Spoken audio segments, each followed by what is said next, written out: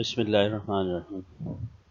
हम input devices देख रहे थे और इनपुट डिवाइसेस में सबसे कॉमनली जो यूज़ होता है वो है कीबोर्ड। फिर कीबोर्ड के हमने कुछ पार्ट्स देखे थे कि कीबोर्ड को कुछ डिवाइड किया गया है इनटू मेन कीज़। तो पहले हमने फंक्शनल कीज़ देखी थी, आज हम देखेंगे कि मेन कीबोर्ड जो है उसका क्या रोल है, उसके अंदर कौन कौन सी कीज़ होती हैं।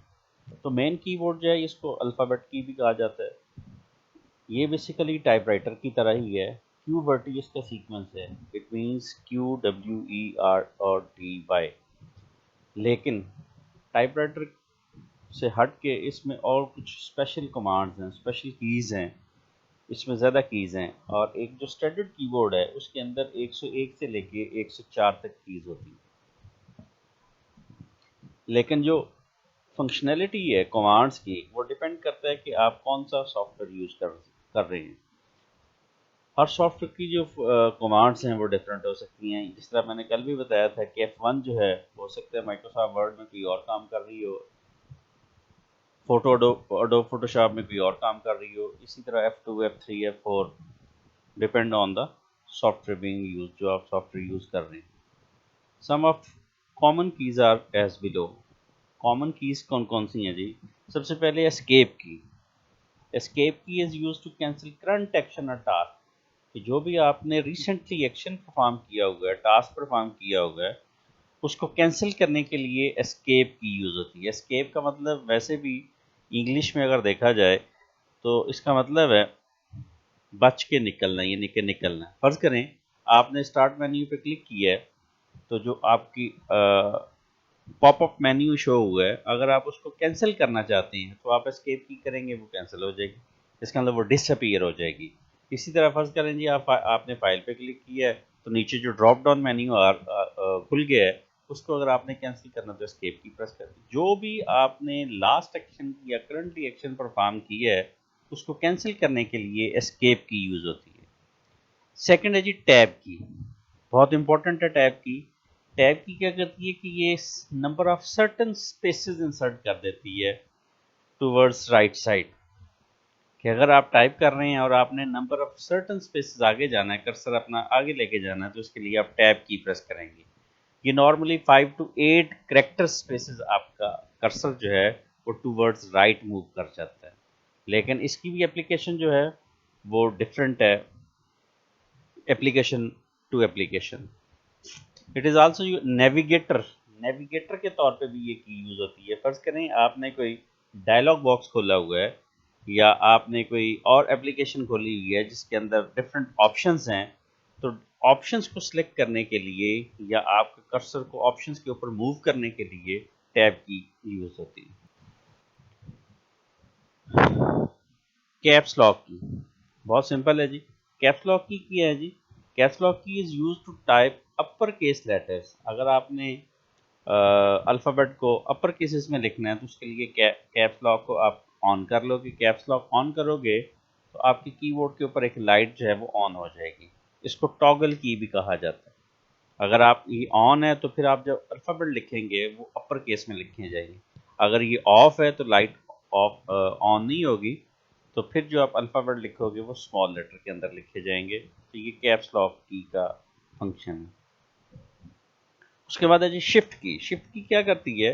It is pressed in the combination with other keys. Shift की जो है वो हमेशा किसी दूसरे की कॉम्बिनेशन के साथ जो है वो प्रेस की जाती है, देन कोई फंक्शन परफॉर्म होता है, देन कोई काम होता है। अगर आप इसको प्रेस करें और साथ में कोई भी अल्फ़ाबेट प्रेस करेंगे तो वो अल्फ़ाबेट जो है वो कैपिटल लेटर के अंदर लिखा जाएगा, अपर केस के अंदर लिखा जाएगा।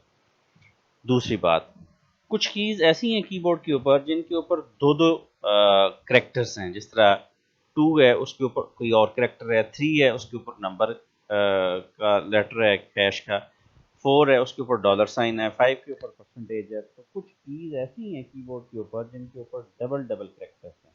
तो अगर आपने अपर लेटर लिखने हैं, ऊपर वाले लेटर यानी लिखने हैं उस कीज़ के ऊपर, तो आप शिफ्ट के साथ लिखोगे, वरना वो नहीं लिखते। तो ये शिफ्ट की का काम है जी। उसके बाद है CTRL मीन कंट्रोल की। इसका भी काम वही है जो शिफ्ट की क्या है कि शिफ्ट की जो है उसको भी किसी अदर की कॉम्बिनेशन के साथ जो है वो प्रेस किया जाता है और फिर कोई ना कोई सर्टन कमांड जो है वो एक्टिवेट होती है। लेकिन ये भी डिपेंड करता है आप कौन सी एप्लीकेशन यूज़ कर रहे हैं। ऑल्ट की जो है ये भी किसी दूसरी की कॉम्बिनेशन के साथ प्रेस की जाती है और फिर कोई सर्टन कमांड जो है वो एक्टिवेट होती है। और इस ये भी डिपेंड करता है कि आपने कौन सी एप्लीकेशन ओपन की है, वर्ड है, एक्सेल है, पावर पॉइंट है। बैक स्पेस की क्या करती है जी, ये one character by one character जो है वो टूवर्ड्स लेफ्ट डिलीट करती जाती है, या फिर आपका कर्सर जो है वो एक करेक्टर टूवर्ड्स लेफ्ट मूव करता है, बैक स्पेस जो है एक पोजीशन बैक की तरफ आते हैं। इंटर की क्या करती है जी, the enter key is used to move the cursor to the beginning of the next line. आप टाइप करते जा रहे हैं, आप कह रहे हैं जी मैंने यहाँ पे ये पैराग्राफ खत्म करना है और नेक्स्ट लाइन पे जाना है, तो आप क्या करेंगे, इंटर की प्रेस करेंगे तो आपका कर्सर जो है वो अगली लाइन के स्टार्ट में आ जाएगा, वहाँ पर ब्लिंक करना शुरू कर देगा। और ये ज़्यादातर यूज़ की जाती है जब आप अपना पैराग्राफ को ख़त्म कर रहे होते हैं, ख़त्म करते हैं तो फिर आप इंटर की प्रेस करते हैं तो आपका कर्सर जो है वो अगली लाइन के स्टार्ट पे आ जाते हैं। न्यूमेरिक कीज क्या है जी, it is a set of numeric and arithmetic operators. ये बेसिकली राइट साइड पे कीबोर्ड की जो राइट साइड पे आपकी कीपैड है उसको न्यूमेरिक कीज कहा जाता है। उसके अंदर 0 से लेके 9 तक कीज हैं और कुछ अरिथमेटिक ऑपरेटर्स हैं। Arithmetic operator means plus minus multiplication और डिवीजन के साइन है, और ये सिमिलर जो है वो कैलकुलेटर की जो कीज हैं उसकी तरह है। इसकी फंक्शनैलिटी जो है वो depends on the status of num lock. Keyboard के ऊपर एक की है जो नम लॉक के नाम से जानी जाती है। अगर आपका नम लॉक ऑन है तो फिर आपका जो न्यूमेरिक कीपैड है वो काम करेगा, वो डाटा एंटर करेगा कंप्यूटर में, अदरवाइज आपका डाटा कंप्यूटर में एंटर नहीं होगा। अगर ये ऑफ है तो फिर डाटा एंटर नहीं होगा, अगर ये ऑन है तो फिर डाटा एंटर होगा। इसके भी ऑन होने का तो पता चलेगा कि छोटी सी लाइट होती है वो ऑन हो जाती है, तो इससे पता चलता है कि आपका न्यूमेरिक कीपैड जो है वो ऑन हो गया, अब आप डाटा एंटर कर सकते हैं। End key is use to move the cursor to the end of the current line. जो भी आप लाइन लिख रहे हैं उसी लाइन के अगर आपने लास्ट में जाना है तो उसके लिए एंड की यूज होती है। डाउन एरो क्या करते हैं, this key moves the cursor down one line, एक लाइन डाउन आपका कर्सर आ जाता है। लेफ्ट एरो क्या करता है, this key moves the cursor one character to the left side को आपका कर्सर मूव कर जाता है।